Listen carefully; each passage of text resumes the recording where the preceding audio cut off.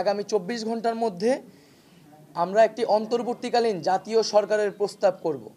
সেই জাতীয় সরকারে অভ্যুত্থানকারী ছাত্র নাগরিকদের অংশ থাকবে এবং সমাজের যে নাগরিক সমাজ সহ যে নানান পেশাজীবী এবং নানান ধরনের পক্ষ রয়েছে সকলের প্রতিনিধিত্ব নিশ্চিত করে তাদের সাথে আলোচনার মাধ্যমে আমরা একটা অন্তর্বর্তীকালীন জাতীয় সরকারের রূপরেখা এবং নাম, সেই সরকারে কারা কারা থাকবে সেই নামগুলো ঘোষণা করব।